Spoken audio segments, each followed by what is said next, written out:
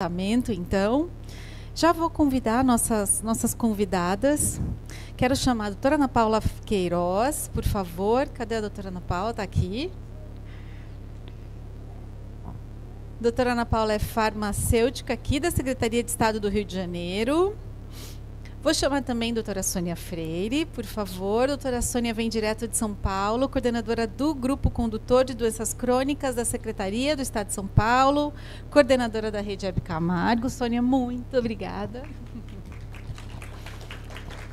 Quero chamar também a Antônia Rios Almeida. Cadê a Antônia? Está aqui.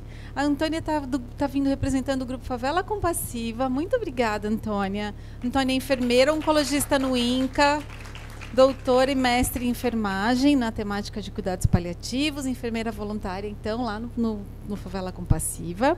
Vou chamar também a Gisele Costa Vaz. Cadê a Gisele? Está aqui. Que vem direto, né, lá de Minas Gerais, falar para a gente, enfermeira oncologista, referência na Comissão de Oncologia, coordenadora da Alta Complexidade Ambulatorial, representando, então, a Secretaria de Estado de Minas Gerais. E Carolina Sanches, por favor,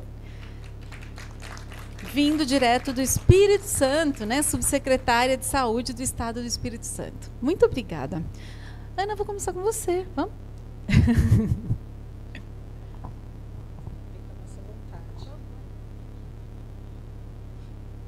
eu botar aqui para... Aqui, dona da casa. Não sou dona nem da minha casa. Lá quem manda é o cachorro e o Arthur. Gente, bom dia aí, já comecei. Boa tarde, quase boa noite, né? Primeiro agradecer a Oncoguia, na pessoa daqui da Luciana, que é uma pessoa que eu já conheço há algum tempo, a gente já participou em alguns eventos juntos, né?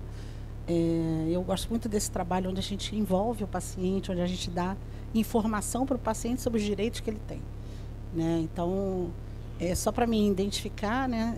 Eu sou farmacêutica da Secretaria, sou da Vigilância Sanitária, e tenho atuado nesse último ano aí, junto com a minha parceira ali, a Ana, cadê a Renata? Não sei se a Renata está aí. Está ali. Então, a gente tem um grupo, né, que a gente começou a trabalhar até em função. Eu fui lá perguntar como é que era o plano, e aí falou assim, pô, mas que bom que você veio, né? Precisamos escrever o plano, reescrever o plano.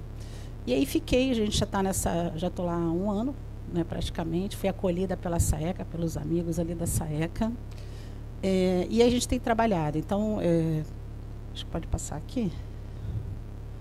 Deixa eu ver aqui. Peraí. Foi. Né, eu sou especialista em oncologia, né, em farmácia clínica, em gestão.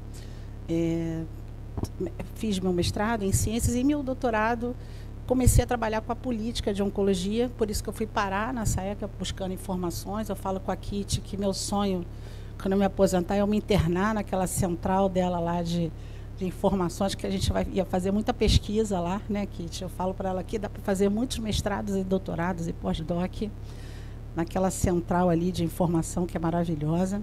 Sou professora da Universidade Federal Rural, né, e também da Universidade Celso Lisboa, da pós-graduação.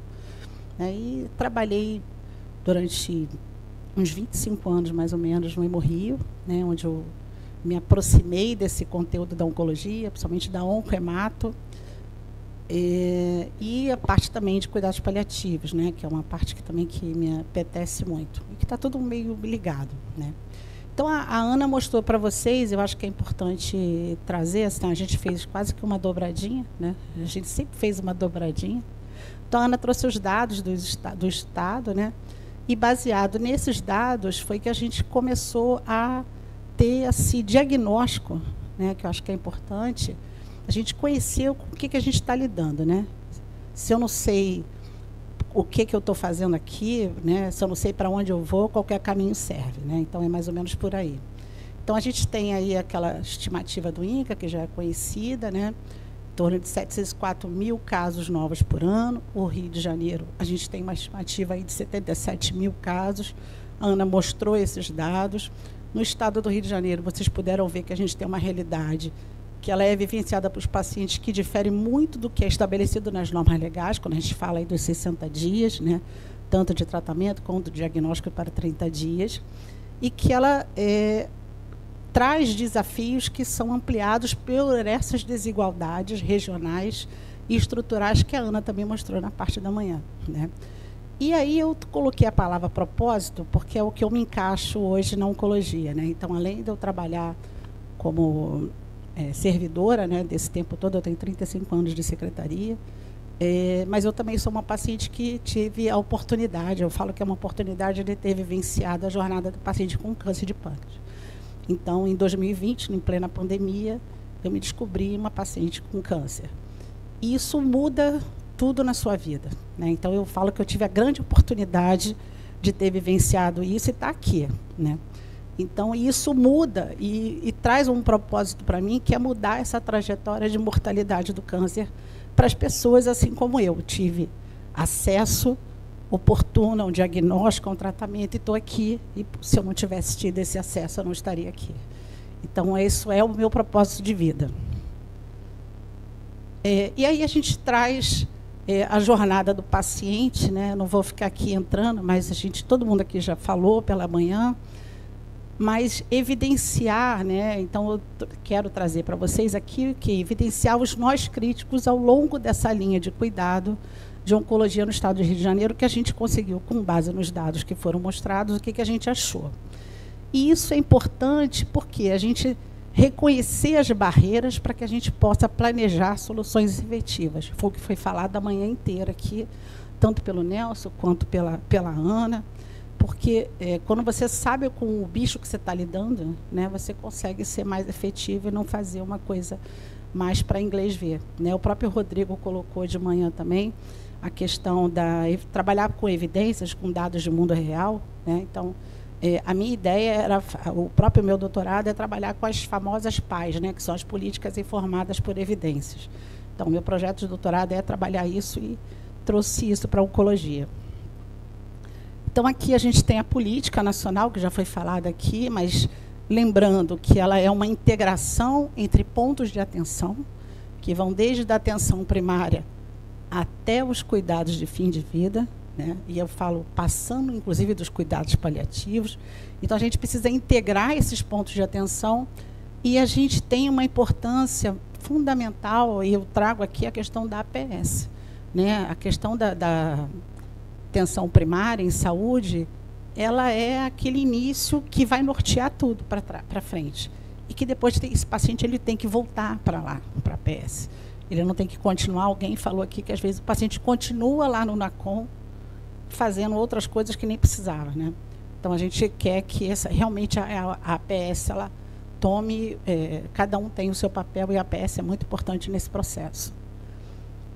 E aí, eu separei aqui, mais ou menos, metodologicamente para vocês, os nós que a gente foi achando por área de atenção.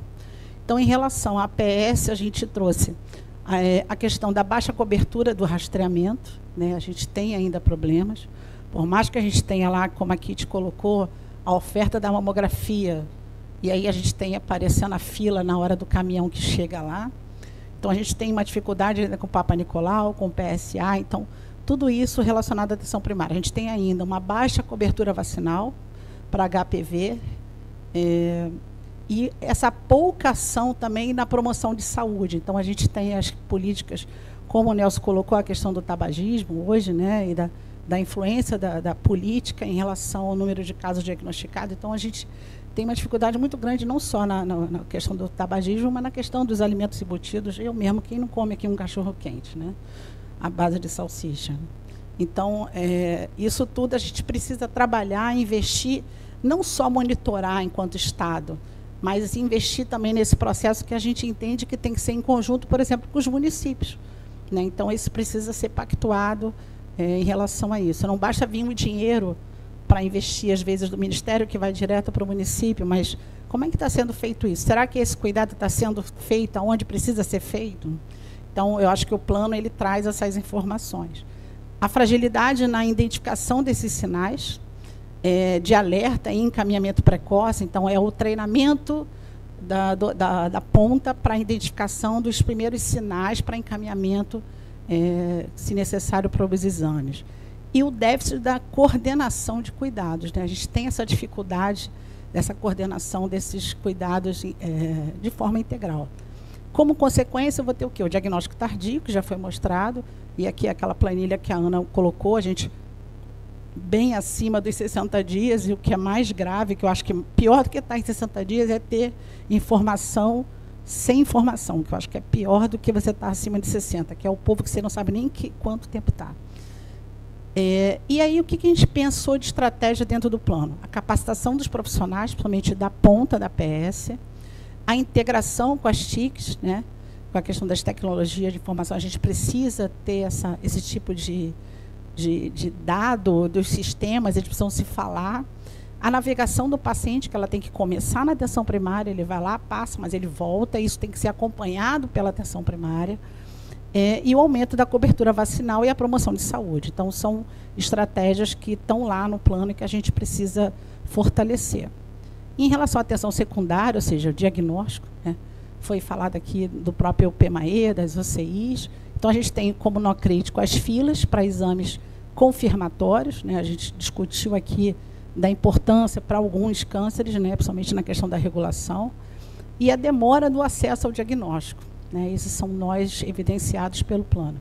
Como consequência, a gente tem a progressão da doença durante o tempo de espera e o diagnóstico tardio, como a gente já falou, 3 e 4, que é essa planilha aqui do lado, que a Ana já explicou também de manhã, mas que é importante a gente ter isso na nossa cabeça, porque diagnóstico 3 e 4, como a Ana colocou, implica em aumento de custo, implica em uma série de coisas que a gente poderia ter visto lá na frente, né? E aí a gente teve aquela primeira palestra do Einstein, né, que traz aquele monte de possibilidades, né, que a gente fica encantada, mas a gente sabe que algumas coisas a gente está bem longe, mas eu acho que a gente tem que se preparar para o advento dessas tecnologias.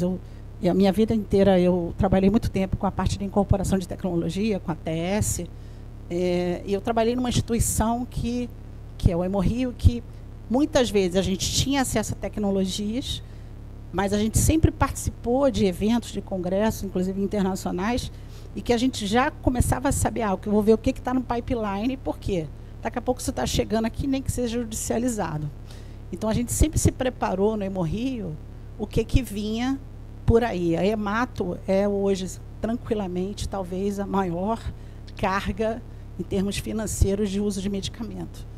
Né? Então, a gente sempre se preparou nesse processo, sabendo o que está vindo. Então, acho que, por mais que a gente pense assim, isso é lá no Einstein, uma hora isso vai chegar aqui no SUS, uma hora isso vai chegar, nem que seja via judicialização. Então, a gente precisa se preparar, eu acho que isso é importante. E o gestor tem que usar a ATS como uma ferramenta de decisão.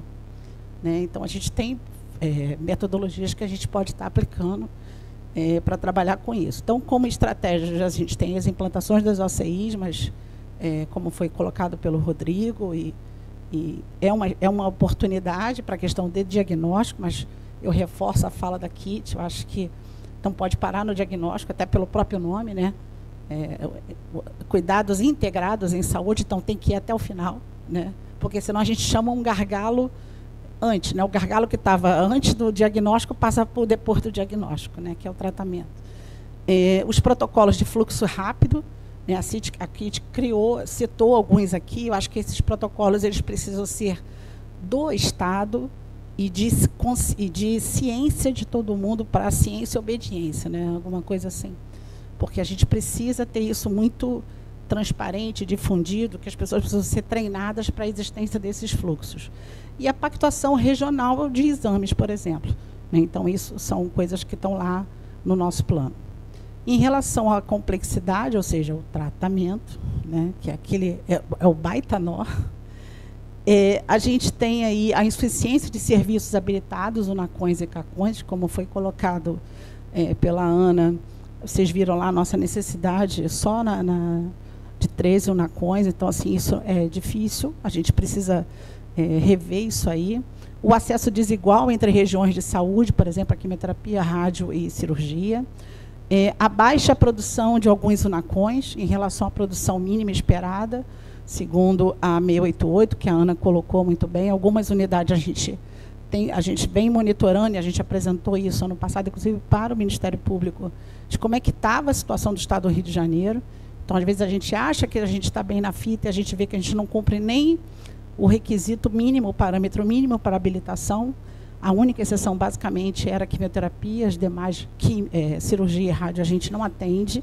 E, como consequência, é óbvio, a gente vai ter esse tratamento tardio acima de 60 dias, né? Então, o descumprimento aí da lei de 2012, né? Que é o mais engraçado é isso, que não é de agora, já fez aniversário. Como estratégia, a gente tem a regionalização da oferta, foi identificada, a implantação dos protocolos clínicos. Então, a gente vem trabalhando, e aí eu reforço a parceria com o INCA que a gente teve, né, da construção desse plano.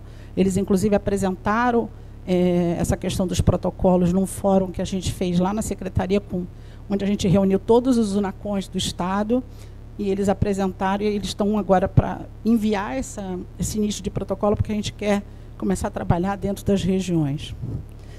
O fortalecimento das centrais de regulação, né, com essa questão dos fluxos, ser tudo parametrizado para todos, né, de ciência de todos, e essas habilitações das novas UNACONs e dos próprios serviços de radioterapia em regiões desassistidas que a gente tem.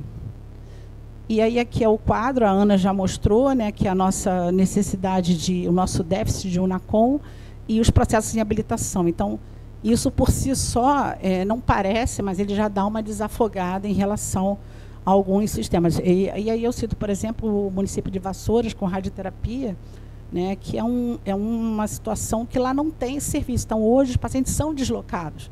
Então, se já tem todo um processo já feito, a pendência, inclusive, era ter o plano, né, então, nós já apontamos esse plano em fevereiro, né, então, a gente ainda está com essa pendência da habilitação. Então, são situações que impactam muito no nosso dia a dia. E a gente tem aí pedir o apoio do Ministério da Saúde nesse processo de habilitação. Cuidados paliativos foi um outro nó, né? Como a secretária falou de manhã, não sei se a Léo está aí, participou coordenando o grupo.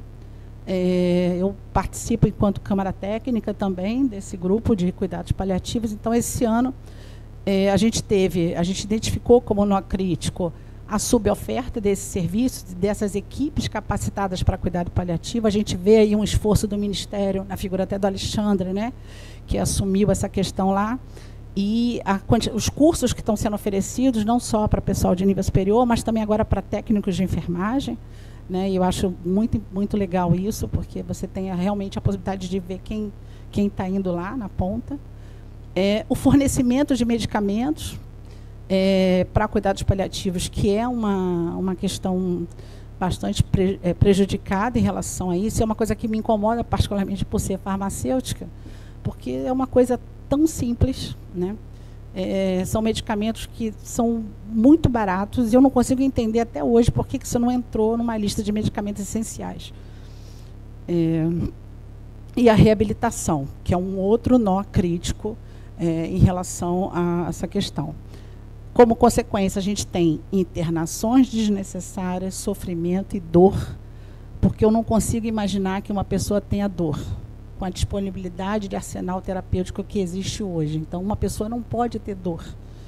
Recentemente, eu perdi um amigo com câncer de estômago, que ele morreu com fome e com dor. E isso é uma coisa que eu falei, eu jurei para ele, para a família Ocela, eu vou trabalhar para que isso não aconteça com mais ninguém nessa vida, porque isso é muito triste. Né? É o mínimo de dignidade, está na pirâmide básica daquela de Maslow, né? Está ali, ó. Na base da pirâmide é acesso à alimentação, né? Então, assim, você ter dor não faz sentido. E como estratégias a gente tem a implantação do plano, foi publicada agora essa semana, né, no Diário Oficial. Aqui a capinha do plano está disponível no site da SES. A expansão dos serviços domiciliares e ambulatoriais, uma publicação que a gente já está em minuta dentro da SAECA, que é a publicação dessa lista de medicamentos. Ela faz parte do plano, mas a gente quer operacional, porque é aquela coisa que a gente fala, né? Eu vi o Nelson falando essa semana, né? A política, o plano é o desejo, né? Mas a coisa tem que ser efetivada. Então, a gente precisa estar publicando essa resolução de fato e de direito, quais são os medicamentos importantes para dor, essenciais, e qual é esse fluxo de dispensação desses medicamentos que passa pela atenção básica. Não faz sentido o cara ir lá no Unacom para pegar uma morfina que ele podia pegar perto da casa dele.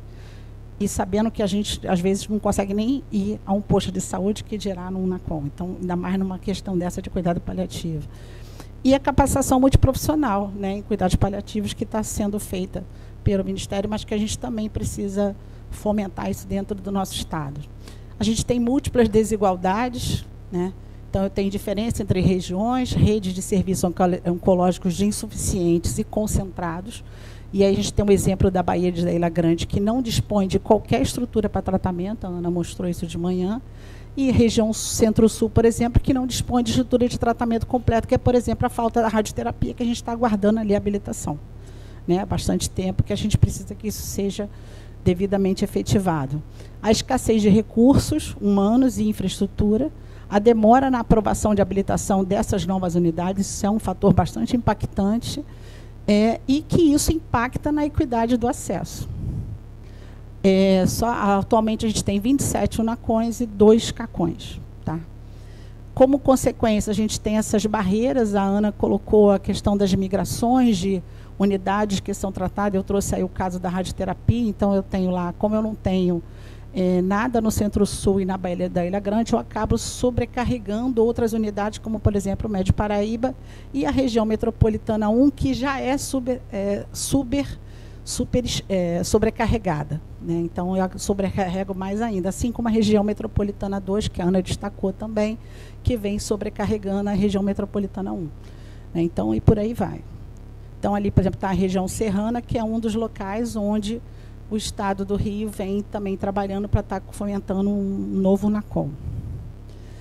Como consequência, a gente já falou algumas aqui, mas a redução da efetividade terapêutica, sobrecarga dos serviços de referência, atraso no início de tratamento, agravamento do prognóstico, judicialização para acesso a tratamentos e impacto econômico e social. Como proposta de superação desses nós críticos, a gente finaliza nesse proposta do plano, que é uma rede de atenção que seja mais resolutiva, integrada, uma formação que precisa ser continuada. Como a minha filha diz, a gente que é da área da saúde é estudar para sempre. Né? Então, por isso que ela não quis saber da área da saúde.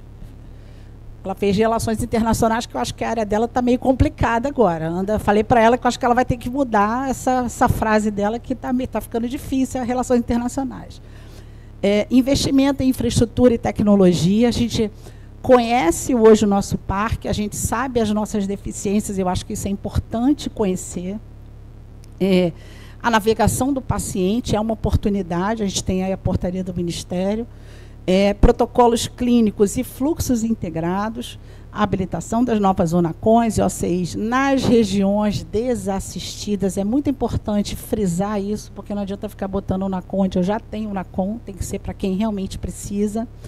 Fortalecer o registro, né, de câncer de base populacional, que infelizmente o Rio de Janeiro não possui. A gente tem os RHCs nos hospitais, mas a gente também está passando por um processo, inclusive, de conhecimento desse RHC, né, a SAECA, que a gente tem um gestor, que é o Fabrício. Ele agora, recentemente, ele mandou um ofício para todos os UNACONs, solicitando que nos informe quem é, de fato e de direito, o coordenador e o registrador, para que a gente possa efetivamente, por exemplo, promover um treinamento. Não adianta eu treinar se eu não sei o que treinar, para quem treinar. Então, a gente precisa realmente dessas informações, porque eu acho que são fundamentais. E a implantação, de fato, do cuidado paliativo. Não adianta só ter o plano, eu preciso implantar a rede mesmo. Concluindo, em um enfrentamento do câncer, ele exige um olhar integral, uma ação articulada e intergovernamental. A gente tem que ter muito bem definido o papel do gestor, o papel do profissional e da sociedade civil, que é exatamente aqui. Né? E eu sempre falo que eu também faço parte da sociedade civil, porque eu sou uma cidadã, né? Eu sou uma paciente. Então, a gente precisa, a sociedade civil ela precisa cobrar, né, do gestor para que a coisa, às vezes, né, e eu falo muito assim, a gente teve um papel em relação, só concluindo aqui, com o Ministério Público, que foi a gente fala que foi uma mola né, propulsora em cima da gente. A gente fez esse plano, acho que 7 meses, 6 meses, eu acho, né? E coletar tudo isso e com o Ministério Público no pé ali, mas eu falo que foi um apoio, eu considero como um apoio, eu sou bastante grata ao MP por fazer essas vezes andar, né? E o plano estadual, e essa equidade do acesso à oncologia, ela é fundamental, e lembrar que o plano estadual ele é um guia estratégico para a transformação e enfrentamento para a equidade do acesso ao tratamento em oncologia. Né? Hoje a gente pode dizer que o estado do Rio tem um raio-x com dificuldades, que por exemplo, os próprios sistemas oncológicos são bastante complicados, mas a gente tem hoje um raio-x do estado do Rio de Janeiro em relação à oncologia. Eu acho que isso é um grande benefício. As referências que eu citei, e aqui eu queria terminar com uma frase que o Nelson até já falou hoje, né, que eu assisti ele agora essa semana, né, que para que as coisas mudem, eu não sei se eu entendi bem, vê se é isso mesmo. É bom que eu estou com o autor aqui, né? É muito bom quando você cita a frase de alguém que o cara está na plateia, né? Então, qualquer coisa ele complementa depois nas perguntas, tá? Para que as coisas mudem, né, na oncologia, precisamos avaliar por que não funciona. E eu concordo exatamente com isso. Precisamos resolver os gargalos, e para isso a gente tem 3 caminhos. Vê se é isso mesmo, Nelson. Caminho do paciente, ou seja, avaliar esse cuidado, que foi isso que o plano propôs. Avaliar essa questão do caminho do dinheiro, né, como é que se dá esse financiamento. A gente está aí aguardando essa política, né, de financiamento da assistência farmacêutica, que estou doida para ver isso, não sei se eu vou ver. Será que eu morro sem ver? Não, pelo amor de Deus. E o caminho da política, né? Eu acho que a gente tem que trabalhar, e eu acho que a oncologia ela merece ser um programa de governo, né? Ela não pode ser um plano político, né? Ela tem que ser realmente, é isso mesmo que eu entendi que você falou, Nelson? Está perfeito? E aqui a carinha do nosso plano, né? Eu trouxe para vocês, saiu essa semana do forno, né? Está lá no pessoal do marketing, né? Então saiu a nossa carinha, eu achei muito legal que o marketing trouxe cores vivas, porque a gente vê muitas vezes a oncologia muito caída, e é a mesma coisa que eu acho da logo do Oncoguia, eu acho muito legal que são cores vivas, eu acho que a gente está vivo, né? Eu acho que estar vivo é uma bênção, e eu acho que é por aí. Aqui eu deixo o meu contato e agradecer aí, desculpar o horário aí. Obrigada.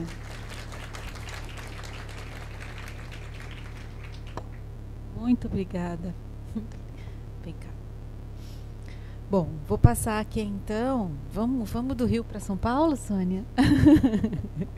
Então, estou aqui, né, com a doutora Sônia Freire, que é coordenadora lá do Grupo Condutor de Doenças Crônicas da Secretaria Estadual de São Paulo e coordenadora da nossa rede Hebe Camargo. Obrigada, Sônia. Bem, boa tarde a todos. Obrigada, Luciana, pelo convite. Eu sou fã da Oncoguia, eu acho que vocês fazem um trabalho incrível aí em prol do paciente, né? E sempre batalhando na rede oncológica. Então, vamos lá. Aqui? Isso. Primeiro, nós vamos caracterizar um pouquinho, só mostrar, né? A gente está falando do estado do Rio, então nós vamos mudar de estado um pouquinho, né? Então, o estado de São Paulo aí é um estado que eu tenho 18 macro-regiões de saúde, 63 regiões de saúde dentro dessas 18 macros, 645 municípios, 44 milhões de habitantes e uma estimativa de câncer aí de 125 mil casos novos. Tá?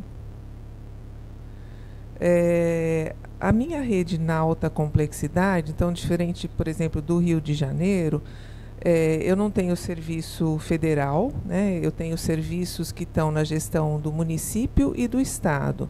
Então, eu tenho hoje 88 serviços na alta complexidade, 14 CACONs, 66 UNACONs, 8 hospitais de cirurgia e meio a meio aí de gestão estadual e municipal. Lembrando que o prestador que está na gestão municipal, ele não é referência para o município dele, ele é referência para a região dele, tá? Falando um pouquinho do propósito, né, que a Luciana me pediu, que é o protocolo de alta suspensão. Né, então, ele nasceu lá em 2021, né, ele foi uma proposta do próprio Grupo Condutor de Doenças Crônicas do Estado, elaborado junto com o Comitê de Oncologia, né, E qual é a carinha desse protocolo, né? Ele traz principalmente o que a gente chama de uma linha de cuidado. Então, ele traz critérios clínicos laboratoriais da suspeita das topografias de câncer, na primeira coluna. Na segunda coluna, ele vai dizer qual é o exame diagnóstico a ser solicitado frente àquela suspeita. E na terceira coluna, qual é o encaminhamento que deve ser dado, tá? Então, esse é o formato do protocolo de alta suspeição. Ele foi revisto agora em 2024, ele foi republicado, foram incluídos novos critérios e a gente achou importante incluir as OCIs, né, que já estavam vigentes, e ele ficar em consonância com o nosso protocolo de acesso. Então, a gente tem um protocolo de acesso ao serviço de alta complexidade de tratamento. Então, assim, um protocolo tem que conversar com o outro. Eu não posso ter uma coisa no protocolo de suspeita que não está contemplada no acesso, tá? O que a gente fala que é prioridade no protocolo de alta suspeição, né? A questão do encaminhamento oportuno, né? Da gente trazer para o gestor esse olhar do o que eu tenho na minha região, né? O que eu tenho de oferta? Qual é a minha demanda? Qual é a minha fila, né? E aí, principalmente, a priorização de casos. A gente sabe que a gente não tem oferta diagnóstica para tudo, né? E que na oncologia os casos têm que ser priorizados, né? Então, assim, um paciente oncológico ele não pode ficar numa fila comum para um exame de endoscopia, colonoscopia. Se ele tem uma forte suspeita de câncer, esse paciente tem que passar na frente do outro paciente que não é um paciente suspeito de câncer, né? Então, isso pensando aí no cumprimento das leis, né?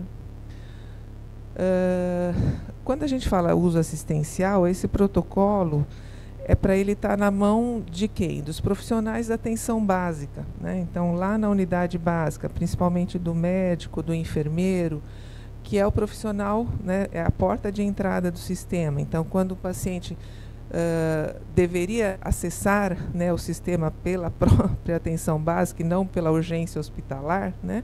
Então, o profissional tem que fazer, né, pensando nesses dados, pensando na suspeita, ele tem que olhar e entender qual é o próximo passo. O que eu faço com esse paciente quando ele tem uma suspeita, né? Então, é esse passo a passo que a gente tentou descrever dentro desse protocolo, tá? A gente tem feito oficinas com gestores, porque não é só o profissional, o gestor tem que estar envolvido. Então, se o gestor daquele município não acha que câncer é uma prioridade, a gente não vai andar para frente em relação a essa oferta diagnóstica, tá? Então, a gente tem feito oficinas com os gestores para falar do protocolo.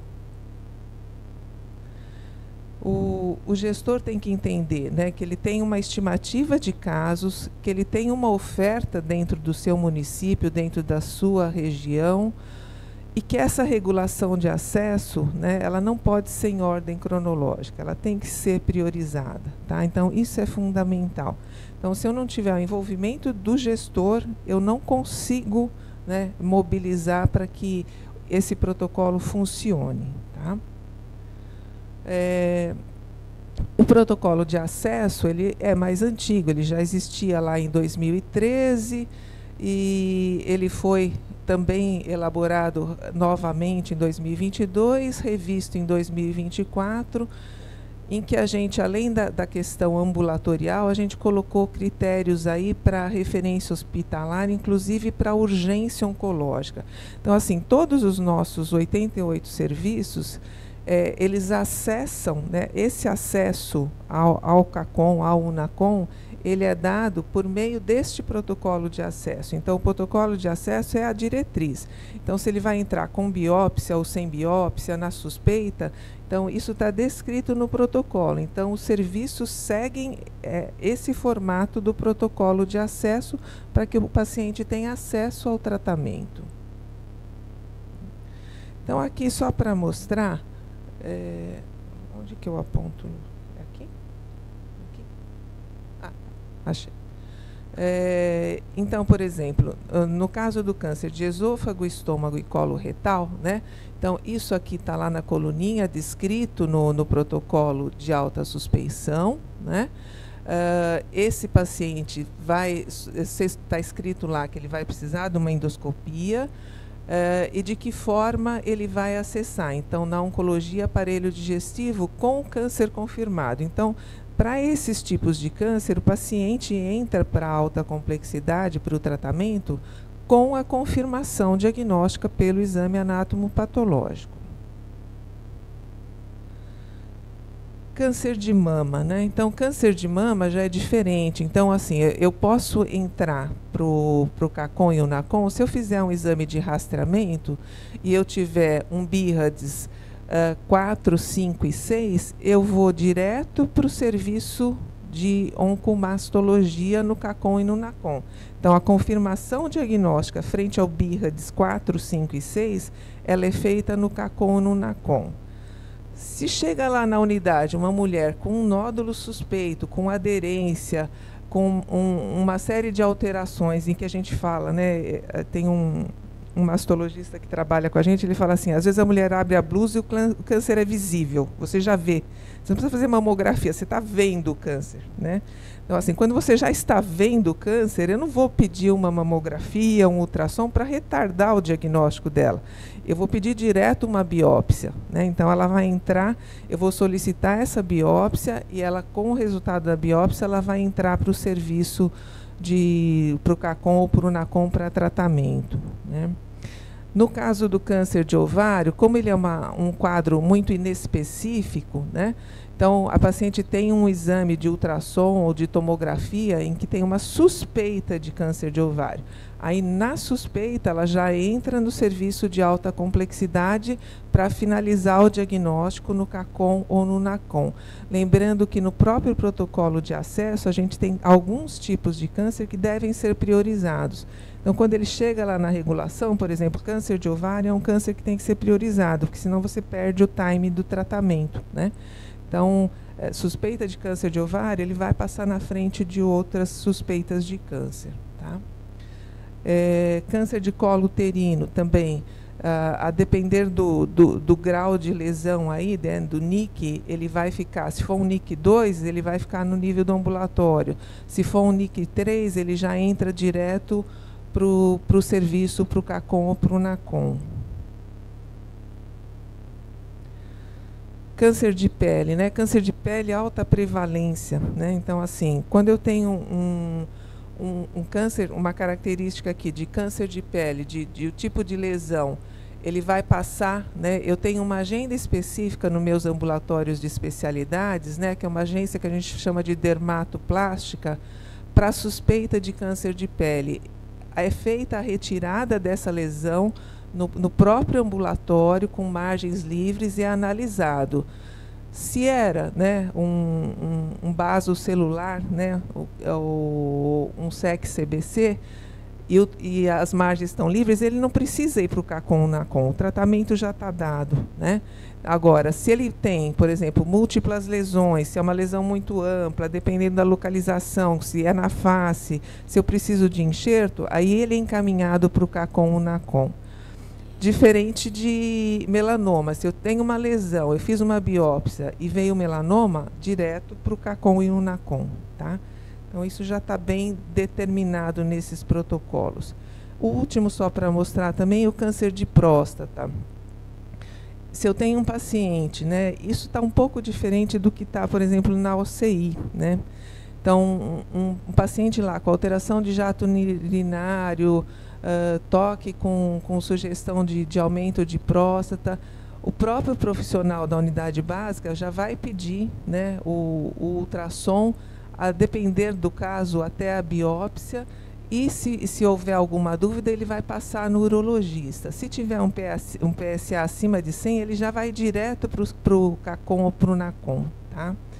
Câncer de testículo, ele entra na suspeita. Então, assim, tem um ultrassom com suspeita de câncer de testículo, ele vai direto para o CACOM ou NACOM para ser confirmado o diagnóstico no CACOM e no NACOM. Então, as coisas estão vinculadas nos dois protocolos. Então, isso está muito bem regrado e é uma regra para todo mundo. Então, todo o serviço, né, nosso, CACOM ou NACOM, ele segue esses protocolos.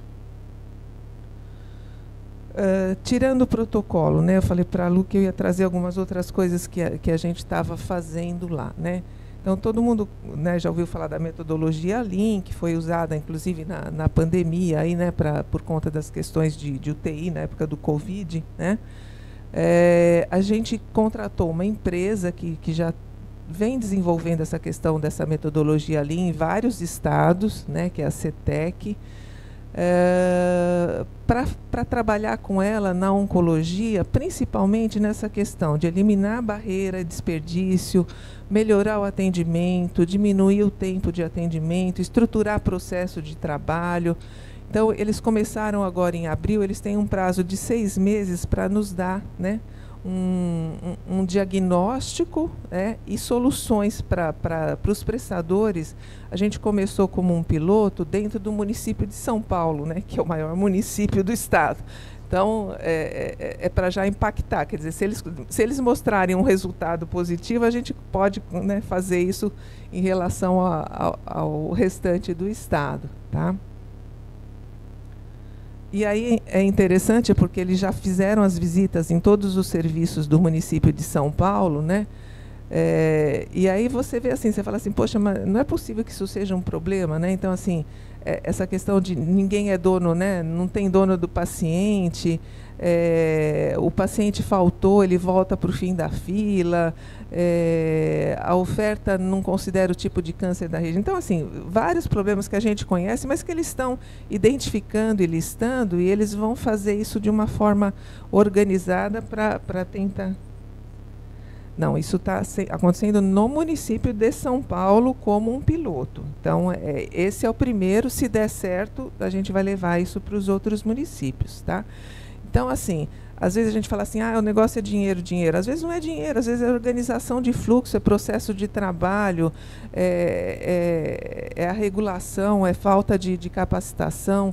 Então, é esse entendimento que a gente quer com esse projeto. Tá? Um projeto que a Luciana conhece muito bem, né, que é o Conecta SP, que é desenvolvido pela Fundação Oncocentro em São Paulo, a FOSP, em parceria, né, com várias instituições, a Secretaria, o próprio Oncoguia, né, em que eles estão trabalhando exclusivamente com rastreamento, né, então rastreamento de câncer de mama e de colo, né, pensando aí nessa transição entre o que a gente chama de um rastreamento oportunístico, que é aquele que eu atendo quem chega na minha porta, né, para aquele que é que a gente chama de organizado, eu sei qual é a minha população, eu vou buscar e eu vou avaliar se eu estou atendendo ou não a população da minha área, né.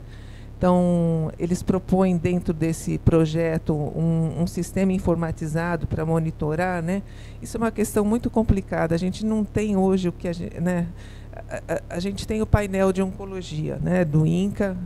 Eu acho assim, ótima ferramenta, mas essa coisa de você não ter a identificação de quase 40%, 50% dos casos entre diagnóstico e tratamento, ele não serve como um painel que vai dizer assim, meu tempo de tratamento é esse. Então, assim, eles estão desenvolvendo um sistema para a gente olhar, e um sistema que tem alerta. Então, assim, o exame deu alterado, tem que acender uma luz vermelha. Então, aquela mulher não pode ficar lá. Aquele exame tem que ser levado para a unidade, tem que chamar aquela paciente, tem que agendar. Então, assim, acompanhar, né, em tempo real essa linha de cuidado dentro principalmente do rastreamento, que a gente sabe que é ruim no Rio, é ruim em São Paulo, é ruim acho que em todo o país aí, né?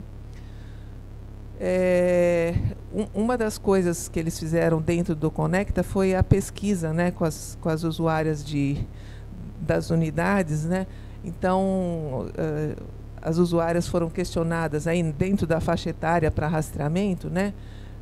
Para colo de útero e para mama. Então, o que é barreira, né? Por que ela não faz o exame? Por que sobra a mamografia, né? Por que a paciente não faz o Papa Nicolau, né? Então, ainda tem aquela coisa né, de o exame ser doloroso, de que não tem dificuldade de agendar o exame, a distância, a questão do medo, né? Vai que eu faço e eu descubro que eu tenho alguma coisa, né? Então, as barreiras, né, eu acho que já são conhecidas, mas assim, esse dado veio confirmar o que a gente já sabia, né? E o que eu acho pior, né, na verdade, assim, a gente olha que quase 40%, 50%, aí eu estou falando dos servidores, dos funcionários, desconhecem, né? Então, assim, 60% tem conhecimento da lei dos 30 dias, 60% sabe alguma coisa sobre diretriz de rastreamento de câncer de mama, e 56%. Então, aqui eu estou falando do trabalhador da saúde, né? Então, esse cara era o que tinha que tá informado, né? A paciente vai fazer rastreamento, em que faixa etária, em que periodicidade. Quer dizer, se o profissional não sabe isso, como é que ele vai orientar a paciente, né? Algumas coisas que a gente tem feito lá no estado de São Paulo. Então, assim, mudou-se a forma de contratualizar os serviços filantrópicos, tá? Então, essa tabela SUS paulista, ela veio complementar a tabela do Ministério, e aí, assim, eu não contrato mais um serviço filantrópico por um quantitativo de procedimentos, eu dou o dinheiro e ele não faz, né? Então, agora, com a tabela SUS paulista, ele recebe o que ele faz. Então, assim, se ele fizer 10, ele recebe 10, se ele fizer 100, ele recebe 100, né? Isso foi um chororô, porque tem gente que estava acostumada a não fazer e ganhar, né? Então, era muito fácil para o prestador isso. Agora, o jogo inverteu. Então, assim, você ganha se você fizer. Se você não fizer, você não ganha, né? Então, e tem gente fazendo muito mais, né? Então, assim, você fala, poxa, nossa, até que enfim, né? Então, faltava o incentivo. Então, assim, agora a gente não paga. A gente paga se ele fizer. Se ele não fizer, ele não recebe. Não tem. Não, exatamente, né? Não é teto.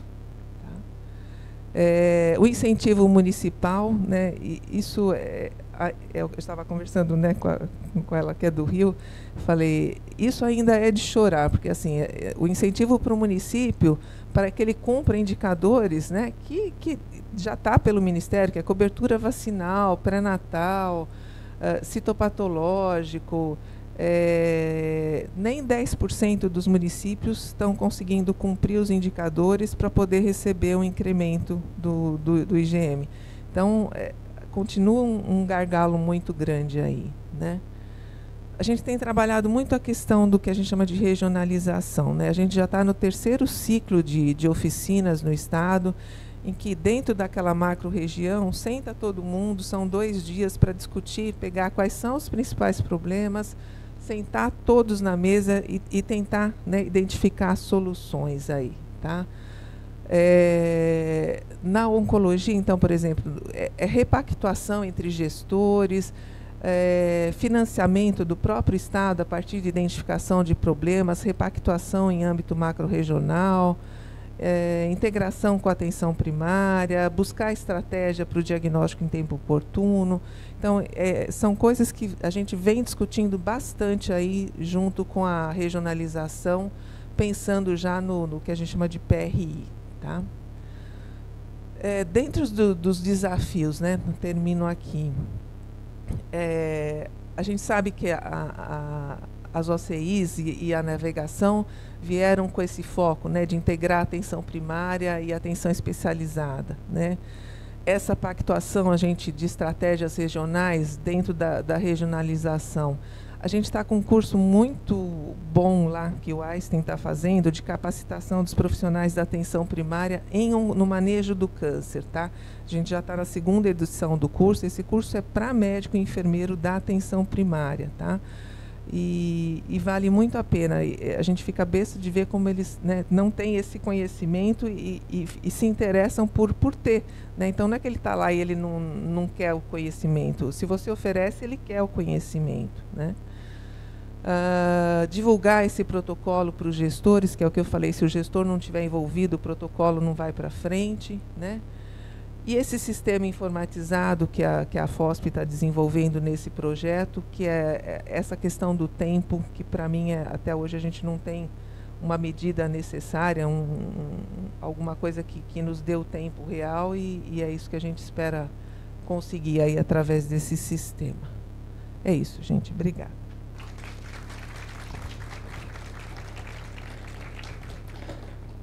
Muito obrigada, Sônia. Eu vou passar então para hoje. Eu ia chamar a Paula de novo, tá vendo? Vamos te ouvir, Antônia. A Antônia, então, está aqui pelo Grupo Favela Compassiva, enfermeira oncologista no INCA. Conta um pouquinho para a gente da sua experiência. Bom, boa tarde a todos. Estou muito feliz de estar aqui hoje, representando a Favela Compassiva. Quero agradecer pelo convite.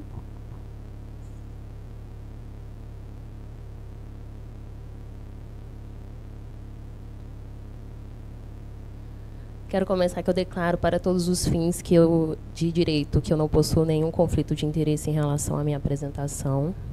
E eu trago uma pergunta. Como a favela compassiva pode atuar em um cenário de vulnerabilidade social de forma estratégica para ofertar acesso ao tratamento oncológico com o objetivo de proporcionar qualidade de vida ao indivíduo com diagnóstico de câncer? Daí eu trago essa foto de um paciente que está num contexto de vulnerabilidade social. Como a comunidade pode ajudar esse indivíduo a proporcionar qualidade de vida, dignidade de morte? E aí eu trago uma contextualização do que é a comunidade compassiva. Então, historicamente, as comunidades e as famílias ajudaram a cuidar dos idosos, elas ajudavam a cuidar dos doentes e de suas casas e também no processo de luto. Só que ao longo dos anos isso foi mudando. Então, nos últimos 1000 anos, a urbanização, as comunidades e as famílias começaram a se fragmentar em pequenas famílias. Então, as pessoas começaram a sair do interior e vir para a grande metrópole. E se veem com o diagnóstico com uma doença que ameaça a continuidade da vida. Então, nesse contexto, a individualidade e a mobilidade social desafiaram os padrões de cuidado. Outro fator que também para esse momento desse contexto da favela compassiva é o perfil epidemiológico. Então, daqui a alguns anos nós teremos um aumento da população idosa. Nós também temos uma mudança no cenário de morte que também muda. Então, nós tínhamos pessoas que morriam mais em domicílio e menos em unidades hospitalares. Hoje nós temos pessoas morrendo mais em unidades hospitalares do que domiciliares. E aí, então, com esse perfil epidemiológico, a gente também tem uma mudança no impacto das doenças crônicas. E o Instituto Nacional do Câncer traz que no triênio de 2023 e 2025, nós teremos 704 mil casos novos de câncer, que destes, 70% estão concentrados no Sul e no Sudeste, e que estão concentrados em países de baixa e média renda, e que desse percentual tem um diagnóstico tardio. Então, 62% dos pacientes do SUS iniciam o tratamento em estágio avançado. Então, quais são as estratégias mundiais de ampliação de acesso aos cuidados paliativos, e principalmente nesses locais de precariedade e nas próprias comunidades? Então, eu trago aí as comunidades compassivas como uma possível estratégia que permite a possibilidade de mudança no cenário dos cuidados paliativos em nosso país. Dito isso, eu digo que hoje a gente não é mais possível, é de fato concretizado. Então, hoje nós realizamos uma assistência de comunidades compassivas aqui no território do Rio de Janeiro. Como as outras mesas já trouxeram, nós tivemos um marco histórico, né, em 2024, com a regulamentação da Lei da Política Nacional de Cuidados Paliativos. E em seu artigo 3, que fala sobre as diretrizes, no inciso 13, ele traz que o incentivo e o apoio ao desenvolvimento de comunidades compassivas, reforçando o papel de articuladoras no território. Traz ainda, em parágrafo único, as comunidades compassivas de que se trata esse inciso 13 do caput são iniciativas de cunho voluntário e comunitário, destinados a apoiar pessoas com doenças que ameaçam a continuidade da vida e seus familiares, ampliando, então, o acesso aos cuidados paliativos. No inciso 7º ainda traz que o fomento ao autocuidado apoiado e a prevenção de doenças, diagnóstico de câncer, bem como ao diagnóstico precoce e ao tratamento modificador da doença. Então, isso veio fortalecer a comunidade compassiva nessa implementação, nesse desenvolvimento. eu trago aqui um artigo que fala sobre o modelo assistencial de cuidados paliativos, trazendo a comunidade compassiva. Então, nós temos 4 eixos que fazem parte de uma engrenagem que precisa estar em perfeito funcionamento para que se proporcione cuidado para pessoas em cuidados de fim de vida com diagnóstico de doença que ameaça a continuidade da vida. Então, dentro dessa engrenagem, nós temos os especialistas em cuidados paliativos, nós temos os generalistas em cuidados paliativos e nós temos as comunidades compassivas. E como 4º eixo, nós temos o programa cívico. Então, isso quer dizer que o cuidado ele não é intrínseco apenas aos profissionais de saúde, bem como trouxeram aqui, o cuidado ele também é da comunidade, ele também é da população. E nós, enquanto promotores desses fóruns, dessas discussões, essas informações elas devem ser levadas à comunidade, eles devem ter esse acesso, eles devem ser instrumentalizados. Então, a comunidade compassiva ela não é um programa de certificado que oferece um selo de aprovação e nem subscreve uma definição única em comunidade compassiva. Ela compõe-se de ações motivadas pela compaixão e elas podem ser implementadas em bairros, em empresa, em escolas, em faculdades, em governo, em local como as favelas e em ilhas. Quando a gente lança esse olhar ampliado sobre o cuidado das favelas, a gente precisa ter em mente 2 conceitos, que é o conceito de vulnerabilidade e de vulneração. Quando a gente fala de vulnerabilidade, vulnerabilidade ela vem do latim de vulnerabilis, o que pode ser ferido ou atacado. É um atributo antropológico de todo ser humano, pelo simples fato de estar vivo. Isso está relacionado às condições potenciais. Então, quando a gente tem um cenário de vulnerabilidade, nós vamos promover ações preventivas. Quando a gente tem um cenário de vulneração, que é um dano instalado em grupos sociais ou em indivíduos, nós temos condições concretas. Então, quando eu trago essa foto novamente, eu tenho um indivíduo que está em vulneração. Esse paciente ele foi encontrado pela comunidade, ele foi levado à UPA, foi feito cuidados de higiene, foi feita medicação para dor, e 2 dias depois ele veio a falecer.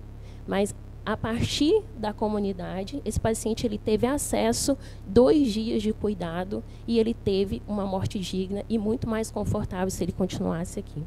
Outro detalhe a esse caso é que esse paciente ele mora muito próximo de uma APS e que não conseguiu, né, o tratamento necessário para isso.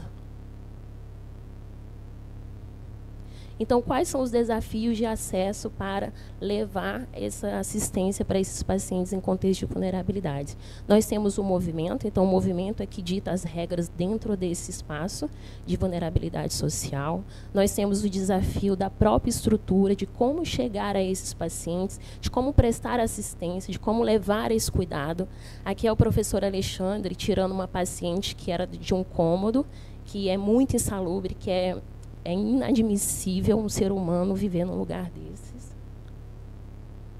Aqui eu trago para vocês a foto do professor Alexandre, que é o percursor das comunidades compassivas no Brasil. Aqui são as 4 mulheres que fizeram parte desse primeiro cuidado. Então, quando a gente fala de comunidade compassiva, a gente quer estimular que a comunidade cuide uns dos outros. Por quê? Essas pessoas não têm mais apoio. E aí, a comunidade compassiva, ela não é de agora. Na verdade, esse cuidado ele já existia. Com a comunidade compassiva, a gente começa a instrumentalizar essas pessoas a partir de informações para que elas realizem, de fato, um cuidado que vai gerar qualidade de vida, que vai gerar conforto. Ao longo do tempo, foi se agregando outros profissionais, então nós temos os cofundadores junto com o professor Alexandre, que é a professora Liana e a professora Maria Jefé, que são professoras universitárias. Então, dentro do projeto da Favela Compassiva, a gente tem o programa de extensão universitária. Então, a gente recebe alunos. Nós temos a doutora Lívia, que é diretora do programa de atenção domiciliar do Rio de Janeiro. E o modelo de cuidado da favela compassiva, então, nós temos o paciente e a família como centro, e os voluntários locais, eles são os protagonistas desse cuidado. Aqui os voluntários locais, então, são moradores da própria comunidade, que recebem treinamento básico de cuidados paliativos para os leigos.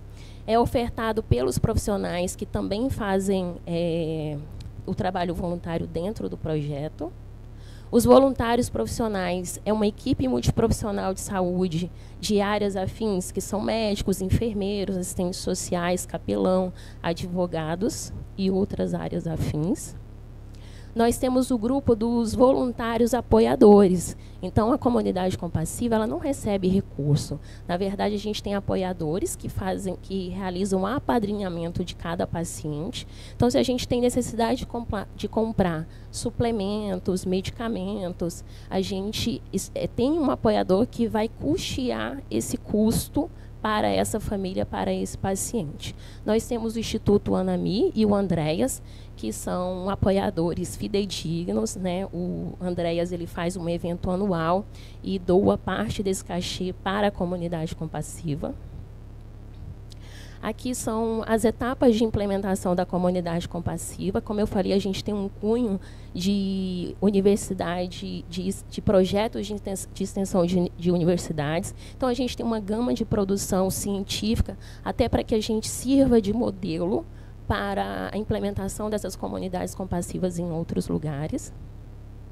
E quais são as estratégias da favela compassiva, então? Então, ela atua de forma complementar. Isso a gente quer deixar muito claro, a gente sempre deixa muito claro, porque a gente realiza uma interlocução com a rede referenciada, que é o SUS, e o particular. Então, a gente não a gente não substitui o patriarca, que é o gerenciador, que é o SUS. Então, a gente faz essa assistência de forma complementar. A comunidade compassiva, ela é potência educativa e transformadora.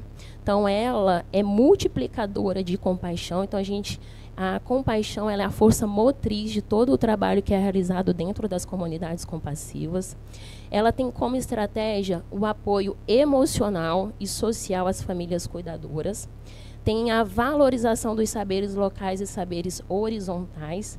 E ela oferece também uma equidade em saúde. Então, as comunidades compassivas, elas podem contribuir para a redução do uso de serviços de saúde, urgência e emergência, ao oferecer suporte técnico precoce e contínuo. As estratégias da favela compassiva diante do câncer, ela pode estimular o diagnóstico precoce do câncer quando ela leva informação para essas pessoas que moram nesse contexto de vulnerabilidade. Hoje, quando a enfermeira, Cátia, trouxe, né, de que existem muitos exames ociosos, isso é falta de informação. Então, nós, enquanto profissionais desse território, esse cuidado também é nosso. O manejo dos sintomas em domicílio, o acompanhamento próximo desse paciente que está em processo de adoecimento, a orientação aos cuidadores e aos familiares. Isso evita internações desnecessárias, melhora a qualidade de vida e reduz os custos do sistema de saúde. Os nossos mutirões são realizados de forma presencial, uma vez ao mês, e ao longo do mês a gente faz o acompanhamento desse paciente por telecuidado.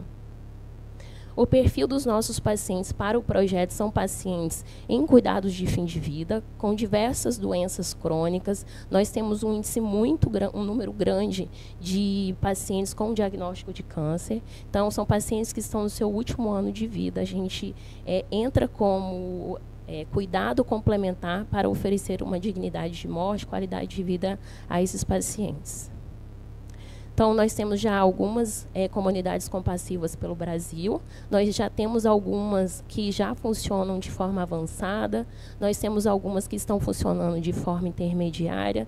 Nós temos outras que estão em implementação, estão em papel e em planejamento. O professor Alexandre, que é o percussor das comunidades compassivas, ele é um dos consultores pelo Ministério da Saúde que ajuda nessa implementação. Então, quando se tem um estado que queira implementar essa rede de comunidades compassivas, envia um e-mail para o Ministério da Saúde e daí para frente o professor Alexandre vai dando seguimento para o desenvolvimento e para a implementação. Você pode ser um apoiador, esse aqui é o QR Code que vai direto para o nosso WhatsApp. A Favela Compassiva agradece, aqui eu trago algumas referências. E eu deixo aqui uma frase do professor Alexandre. Ele diz que, se alguém te chamar para aliviar o sofrimento de uma pessoa em seu último minuto de vida, e você o fizer, só aí você já ganhou uma vida. Obrigada.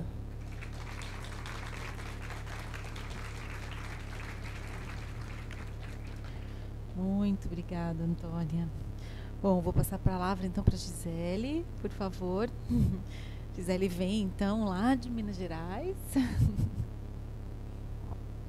Obrigada, gente. Boa tarde. Meu nome é Gisele Vaz.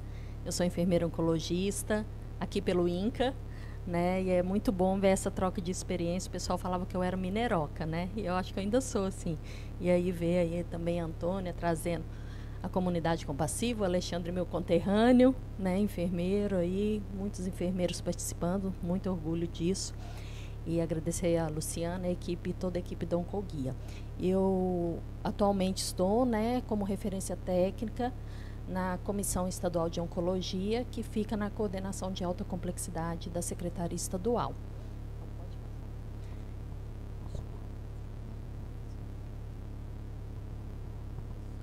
Então, já falei um pouquinho aqui, né? Vamos lá, vou passar bem rapidinho, né? Porque todo mundo aqui já ouviu bastante. Então, são os tumores mais prevalentes aí, né? De acordo com as estatísticas do INCA, e mama ainda continua sendo um dos tumores o tumor mais prevalente na população feminina, não só no nosso país, como em diversos países, né? No estado de Minas Gerais, isso não é diferente, né? Então, a mama aí continua sendo o tumor mais prevalente.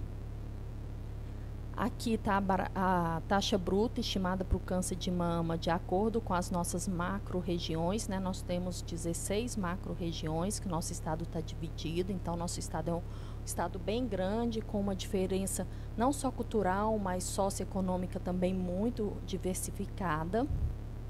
As neoplasias ainda continuam sendo, né, principal causa de morte, uma das principais, né, na população feminina, aí, bem próxima aí do aparelho circulatório, mas as neoplasias já ultrapassaram aí, tirando esse intervalo que a gente teve pelo Covid. E aí já começa, né, que a gente vê uma grande dificuldade, né, não só em Minas, como no nosso país, a cobertura do rastreamento e da realização da mamografia.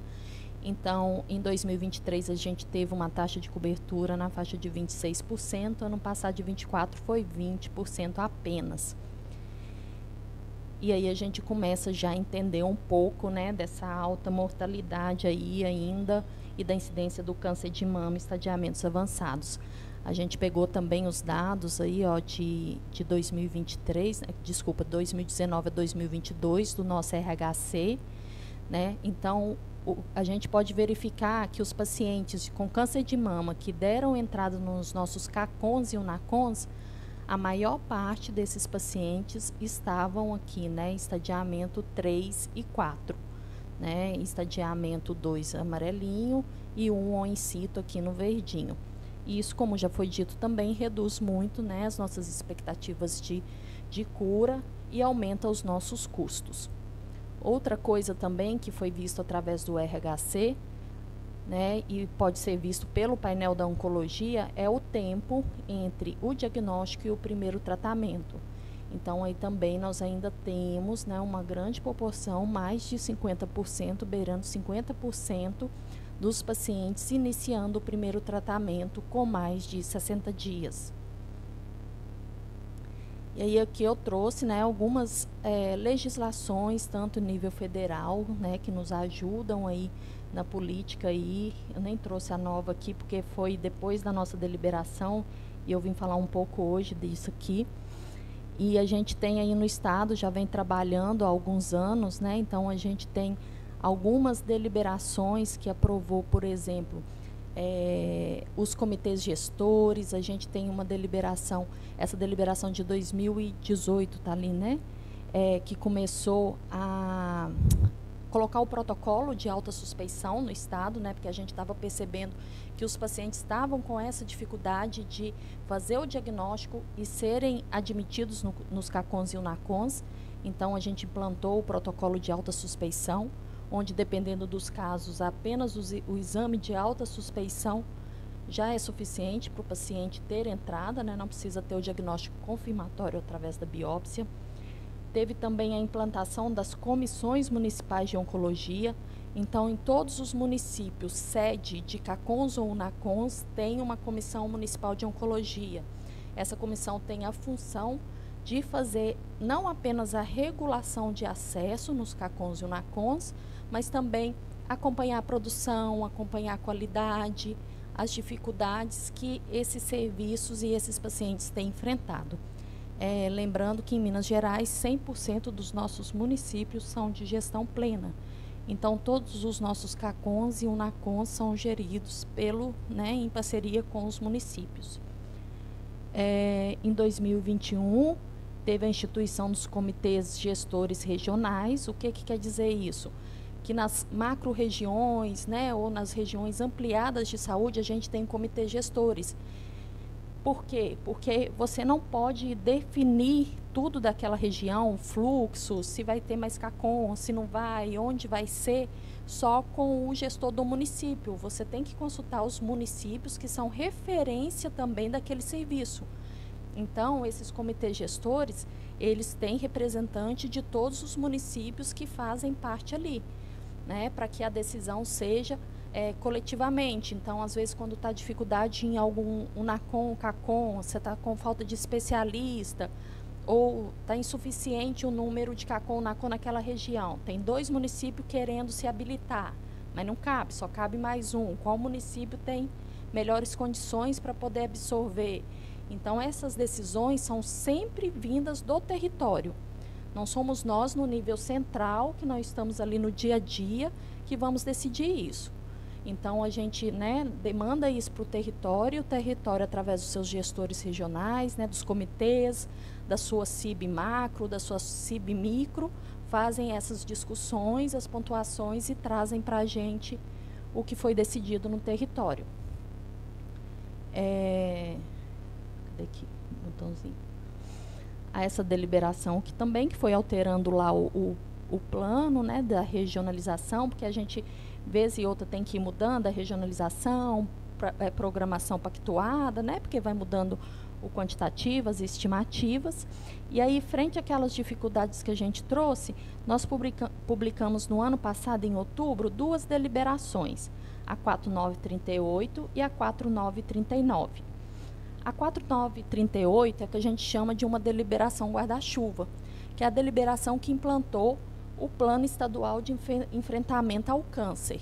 Então, essa deliberação, ela tem como objetivo principal reduzir a morbimortalidade pelos principais tipos de câncer, ou então por aqueles cânceres que trazem muito sofrimento, né, que com populações muito vulneráveis.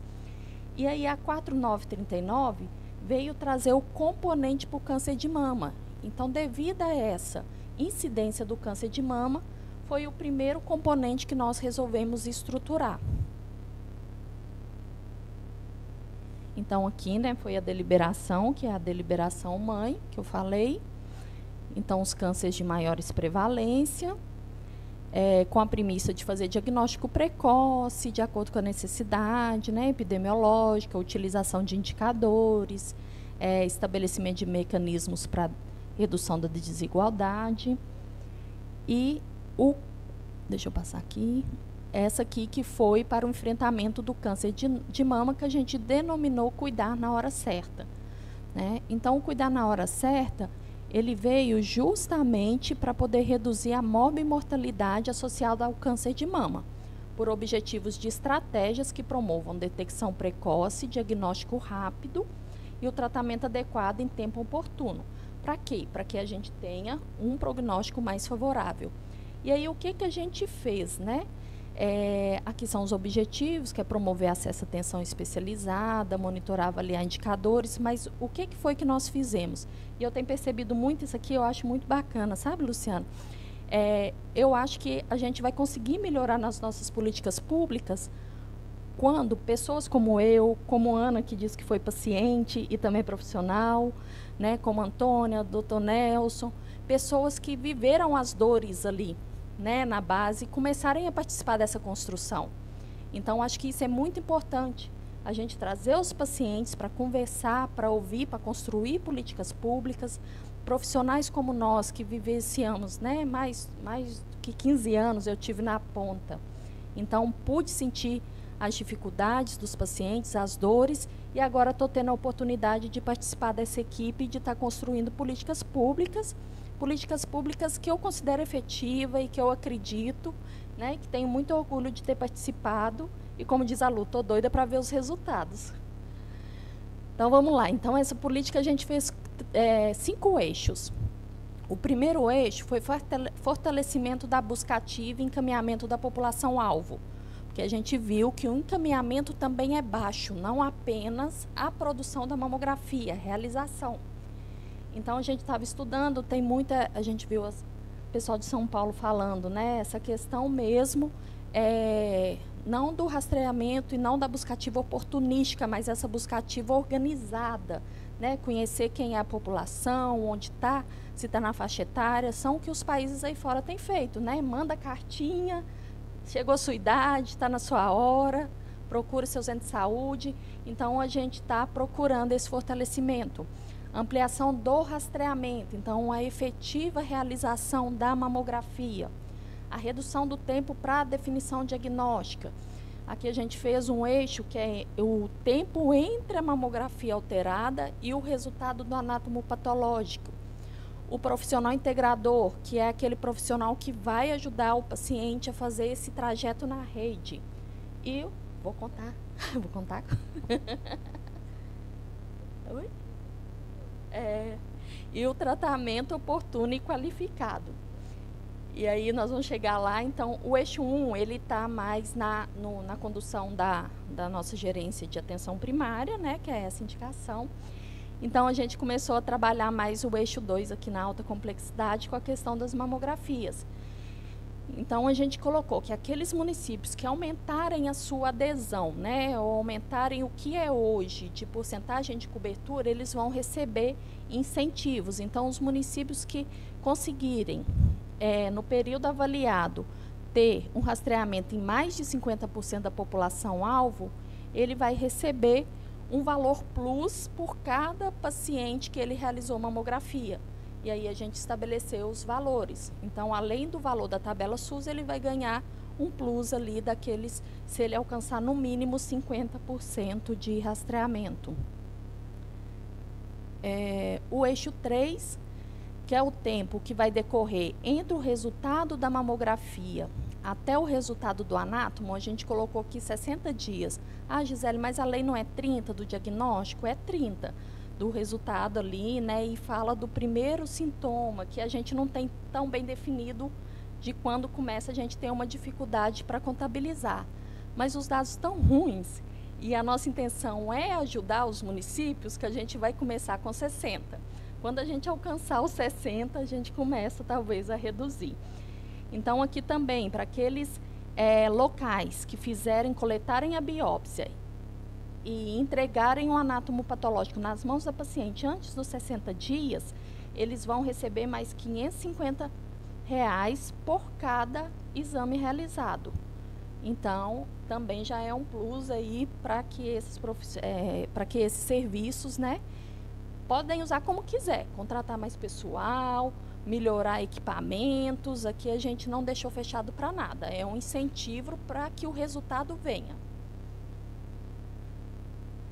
O eixo 4, né, que é o eixo aí do profissional integrador da rede, que ele vai trazer aí um pouco do que a Lu faz muito aqui na Oncoguia, né, e traz muito, que é a questão da navegação, que não vai ser uma navegação dentro do ambiente hospitalar, mas é uma navegação entre os níveis de atenção. Então, esses navegadores, a gente colocou um profissional de nível superior, 40 horas, preferencialmente um enfermeiro ou outro profissional que conheça a rede, né, que saiba lidar com o paciente. E a gente colocou dedicação exclusiva e ele vai estar vinculado aos nossos serviços de média complexidade, que são serviços onde tem propedêutica para o câncer de mama. E aí, esse profissional, ele vai fazer, tem vários indicadores que nós colocamos. Acompanhar a fila de espera, acompanhar absenteísmo, ver se o paciente entrar no Siscam, ver se tem paciente com mamografia alterada naquela região de saúde que é referência dele. Então, nós vamos trabalhar com várias ações que esse profissional vai ficar responsável para que ele traga aquele paciente para dentro do serviço e garanta que ele faça o seu diagnóstico e tenha um encaminhamento correto para a rede. Então, aqui, quem está recebendo? Então, cada ponto de atenção da rede, né? Cada um desses pontos de atenção da rede está recebendo um investimento para contratar um profissional integrador. Então, nós estamos, né, repassando o valor aí que a gente se baseou no piso da enfermagem, então 4.750. Então, aproximadamente, né, 57 mil por ano para cada ponto de atenção. Então, deu no momento, inicialmente, são 100 profissionais integradores para o estado de Minas Gerais, distribuído nas diversas regiões. Agora, a gente está no momento de capacitação desses profissionais, né, para os municípios que já trouxeram o nome, que já indicaram. Nós estamos fazendo as propostas de capacitação, elaborando como serão feitas essas verificações, como que eles vão nos apresentar os relatórios. Tá bem bacana, assim. Eu espero que, né, nos próximos meses aí comece a vir. E aí, então, esses profissionais que estão nos pontos de atenção. Então, como disse, monitorar Siscam, mensurar resultado, monitorar absenteísmo, ver se tem problema de fluxo interno, realizar compartilhamento de cuidado com a APS, coordenar adesão às consultas e por aí vai. E além desses pontos da rede, né, entre esses, aqui estão os indicadores que eles vão monitorar. Tem também os profissionais que vão ficar nas comissões municipais de oncologia. Então, esse profissional que vai ficar lá na comissão municipal, que está na sede dos CACONs e UNACONs, no município sede, ele vai fazer contato com esses profissionais integradores da rede secundária e vai fazer contato para dentro dos UNACONs. Então, esse profissional da CMO, ele vai ser o link ali entre a suspeição e o final ali, que seria o tratamento, né? Então, ele vai colaborar também na identificação de gargalos, mensurar os resultados, mensurar como é que estão os serviços dos habilitados em oncologia ali daquele município, se está tendo fila, né, para receber pacientes, se está tendo fila já dentro dos serviços, como é que estão isso? Como é que está isso, né? Então, esse também são outras atividades que vai ser um pouco diferente de quem está na atenção secundária. E aí ele tem os seus indicadores também para monitorar, né? Ele vai monitorar também preenchimento do Siscam e do RHC, né? Que a gente tem dificuldade ainda, que os serviços preencham de forma correta e preencham que todos os pacientes vão para o CIS-RHC, né? Então, esse profissional vai ajudar também nesse monitoramento. E, por fim, o eixo 5, que já é o eixo que veio para incentivar os hospitais a produzirem mais. Então, e em menos tempo, né? Então, esses hospitais hoje, se a gente pegar como a gente pegou lá no CIS-RHC, se eles reduzirem a proporção de pacientes que eles estão tratando há mais de 60 dias, ou seja, se eles aumentarem, né, os pacientes que eles estão tratando em menos de 60 dias, eles também vão receber um incentivo de R$ 1.500 por cirurgia oncológica. Então, assim, não só da cirurgia oncológica, tá, gente, em até 60 dias, qualquer tipo de tratamento, mas o incentivo vai ser calculado em cima do número de cirurgias oncológicas. E aí é esse incentivo aí de R$ 1.500 por cirurgia. E fora isso, para continuidade aí da questão da mama, né, a gente tem A gente está implementando, né, são os projetos em desenvolvimento, então a gente está trabalhando em Minas, já tem uma lei estadual de 2019, que tem a proposta, né, de oferecer o diagnóstico genético, molecular e aconselhamento para profilático para os pacientes, e essa lei ainda não está implementada. Então a gente está nessa fase, né, a gente quer entregar isso até outubro agora, então nós estamos na correria. Então a gente está em parceria com a UFMG, com outros serviços, porque fazer uma lei é fácil, mas implementá-la é custoso. A gente tem que ver como vai ser fluxo, né? Qual a porta de entrada da paciente, onde vai ser feito a triagem de qual paciente está dentro de critério ou não está dentro do critério para fazer o teste, qual tipo de teste vai ser coletado, né? Qual o tipo de amostra, como é que vai transportar, para onde vai testar. Então, tudo isso a gente está desenhando, né? E eu acho que vai ser uma entrega bem bacana também para esse ano aí. E assim como outros lugares, lá já tem chegado, né? Acho que alguém falou também como, acho que foi Ana também, como judicialização, né? Tem chegado por via judicial pedindo esses testes genéticos. Fora isso, a gente está trabalhando nas estratégias para ampliação das mamografias, essa questão do rastreamento organizado, extensão de horário ou mudança de dias na semana, né? A gente ainda está em levantamento para ver a melhor estratégia. E ali no finalzinho não apareceu. A gente também está começando agora, que seria um próximo componente, que é a estruturação da política para o enfrentamento do câncer de colo uterino.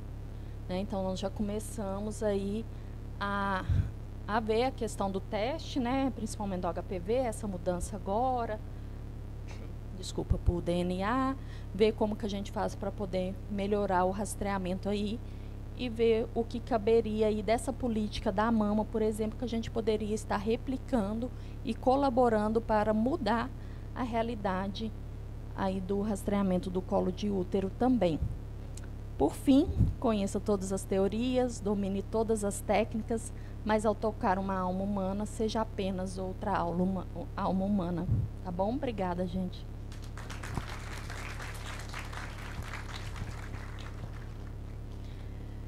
Obrigada, obrigada. E eu vou chamar então a Carolina. Por favor, Carolina.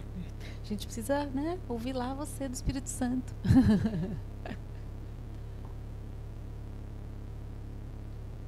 Boa tarde a todos e a todas.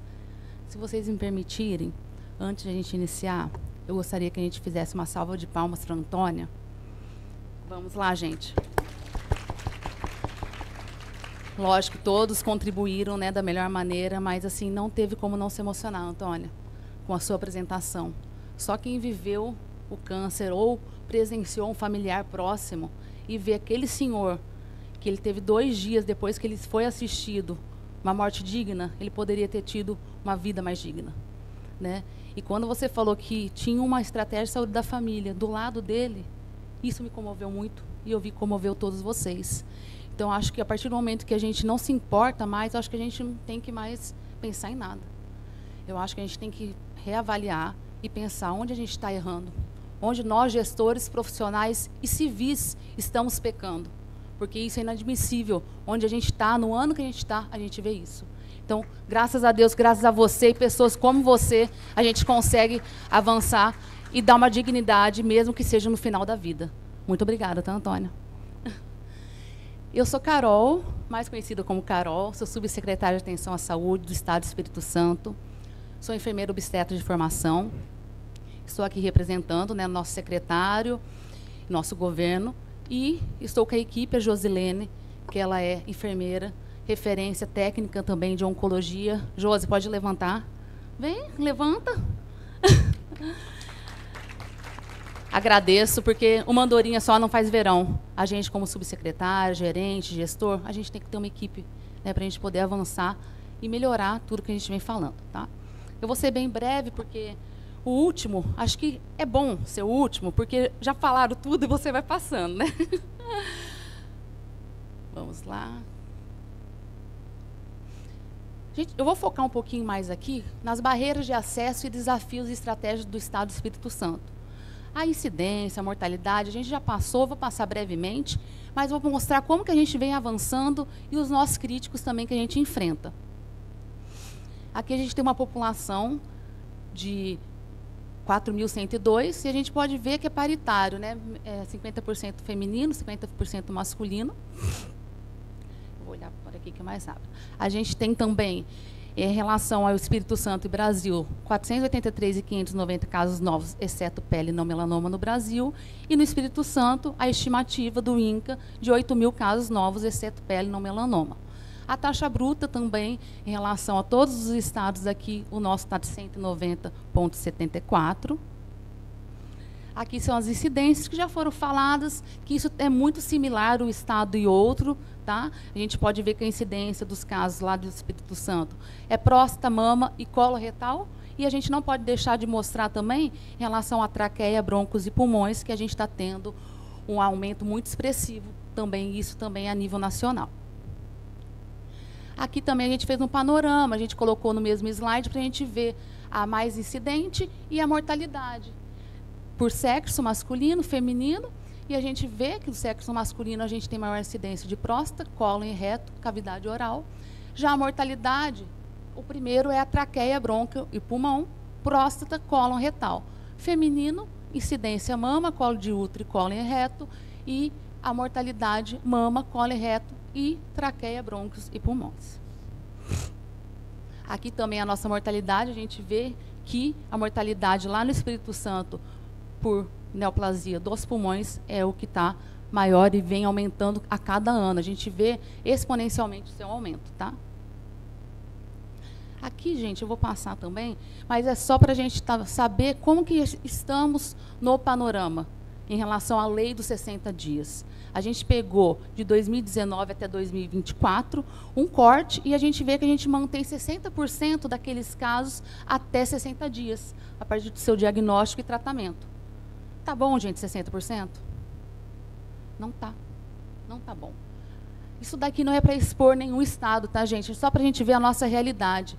Essa última coluna aqui, a gente tinha que estar todo mundo 100% e a gente não está. Então, é evento como esse, a gente fazer a nossa diferença para daqui um tempo, como alguém falou, quando a gente fizer o nosso próximo fórum, a gente mostrar outros dados diferentes desse.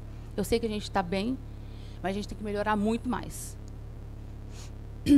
E o que a gente vem fazendo lá no Estado do Espírito Santo para a gente conseguir avançar cada vez mais?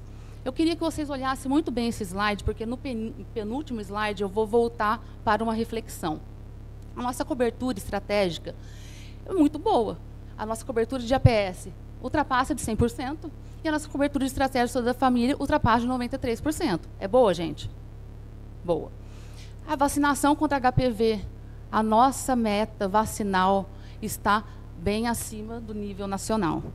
Isso é muito importante, é um avanço que a gente vem fazendo, né?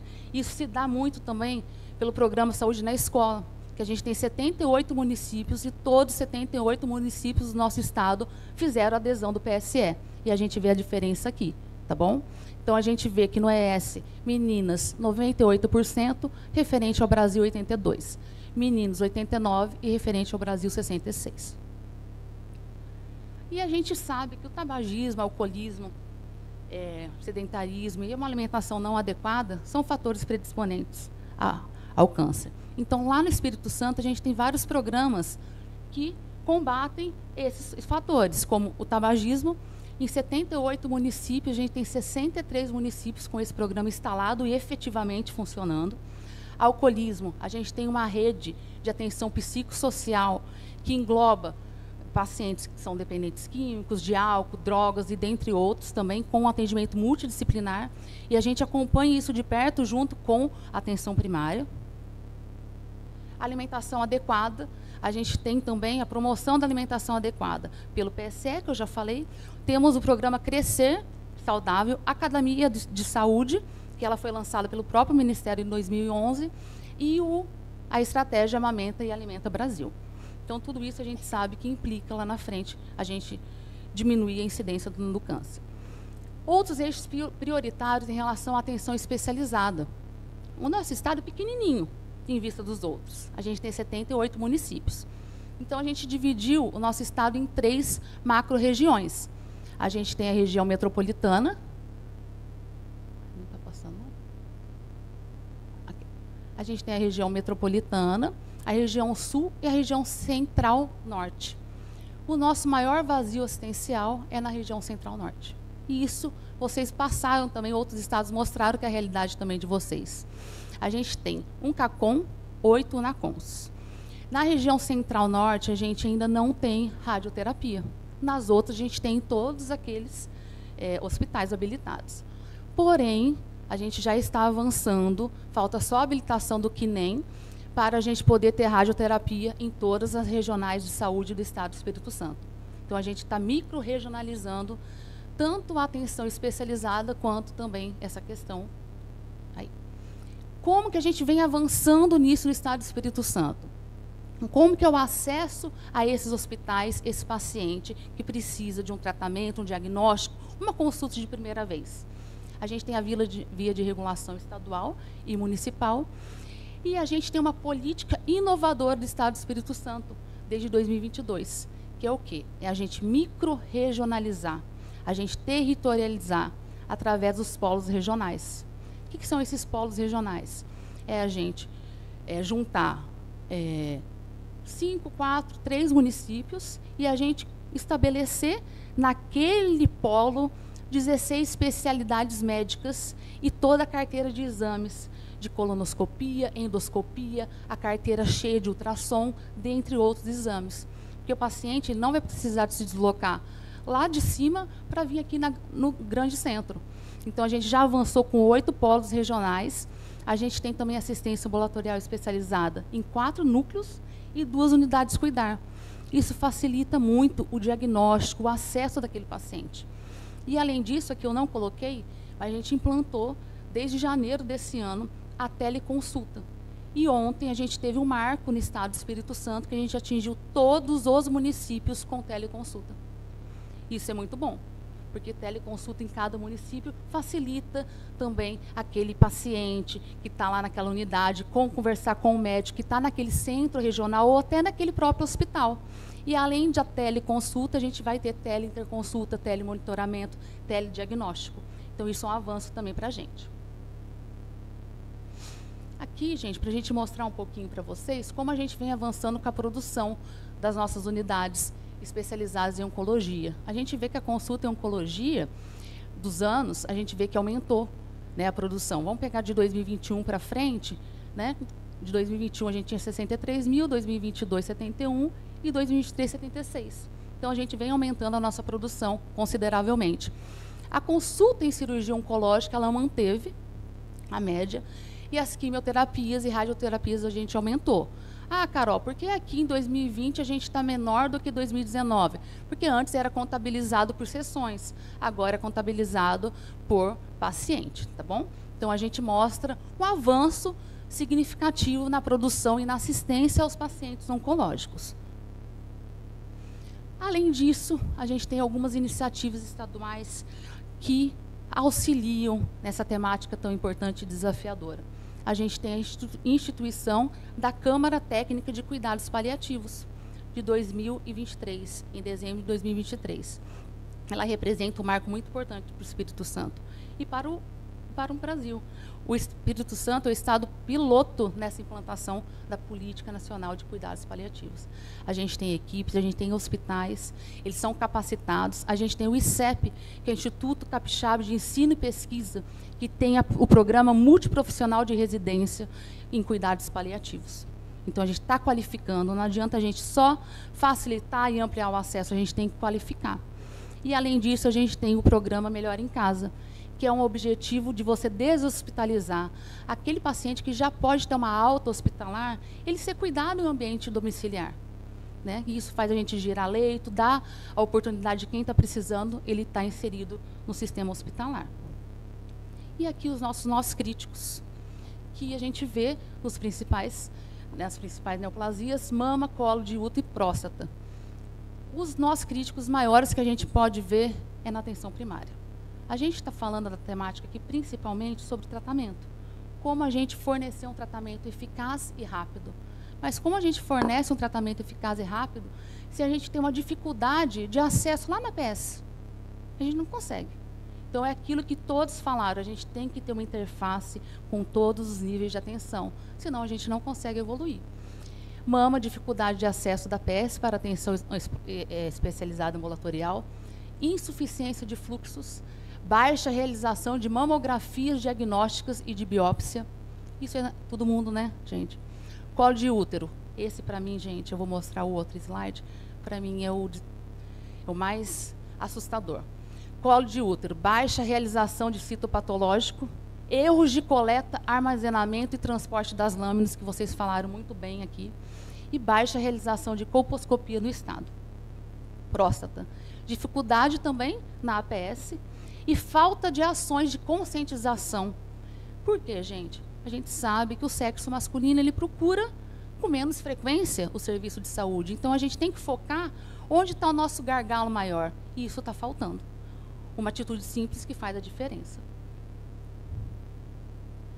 Lembra que eu falei com vocês para vocês olharem com muito carinho aquele slide que a gente falou da cobertura de APS e estratégia de saúde da família? Olha aqui. A gente fez uma comparação do Brasil e do Espírito Santo com mamografia e Papa Nicolau. Mamografia, a gente está com 24% equiparado com a nível nacional. Está ruim, né? Não estou falando que está bom. Agora, o Papa Nicolau, gente. O Brasil, 81,3%. O Espírito Santo está com 45%. Como que a gente tem uma cobertura alta de mais de 100% e a gente tem 45% do Papa Nicolau? É só a responsabilidade do Estado, do município, do cidadão? Uma questão cultural, que a gente sabe que lá tem muitos pacientes, mulheres, que são da zona rural, tem aquela questão cultural que a gente tem que desmistificar. É aí que a atenção primária entra, que a gente de comunidade entra, e a gente não está conseguindo. Uma coisa simples. A gente está avançando na maior complexidade, mas a gente não está avançando aqui na menor complexidade. Tá? Eu acho que era isso que eu tinha para falar para vocês. Aqui é só um tempo médio de espera que a gente tem para consultas em oncologia no estado do Espírito Santo, que são de 66 dias. E eu não coloquei aqui no slide também, mas a gente tem também a produção cirúrgica de oncologia. Está até aqui no meu celular. Vou falar com vocês que a gente vem avançando também em relação às cirurgias lá de oncologia. Em 2022, a gente realizou 7.150. Em 2023, 7.356. E em 2024, 7.838. Representando um avanço de mais de 15% entre os anos. Então, a produção cirúrgica de oncologia, ela está boa, mostrando que quando o paciente tem um diagnóstico, a gente tenta diminuir esse tempo de espera para ele ter aquela cirurgia sendo realizada. Tá bom? Era isso que eu tinha para falar para vocês. Muito obrigada, tá? Além disso, a gente tem essa frase que vai ficar para a gente poder refletir um pouquinho. Fortes razões fazem fortes ações. Eu acho que isso que a gente tem que levar daqui hoje. Além de tudo, né? Acho que é um complemento. Vamos falar, foi uma salada mista que a gente tem que levar para casa e refletir. E quem está aqui, ser facilitador, chegar lá no seu estado, no seu município e compartilhar todas as experiências e a gente avançar. Tá bom? Agradeço, principalmente ao Oncoguia, pela oportunidade e que vocês continuem com essa garra que vocês têm, que fazem toda a diferença. Muito obrigada. Boa noite a todos. Obrigada, Carol, Sônia, Antônia, Ana e Gi. Né? Muito obrigada, gente, por essa mesa tão rica. Tá cheio de perguntas da nossa turma online. Então, eu vou pedir para que quem está no online, né, nos desculpe. A gente vai tentar responder aí para vocês, né, aos pouquinhos a gente vai mandando. Muito obrigada pela participação de quem está de verdade no online, fazendo perguntas e participando, por essa riqueza de mesa aqui, né, gente, de poder contar com cada uma de vocês aqui, né, de alguma forma, fazendo, né, no seu dia a dia, de forma muito intensa, a gente melhorar a vida, né, do paciente e a gente poder falar de um outro cenário do mundo do câncer. Espero, né, que a gente, igual vocês falaram, né, que em breve, no próximo fórum, a gente possa, né, olhar um pouquinho aí esses avanços que todo mundo está tão esperando. Bom, eu vou encerrar, então, aqui o nosso fórum, o nosso dia, que foi tão rico.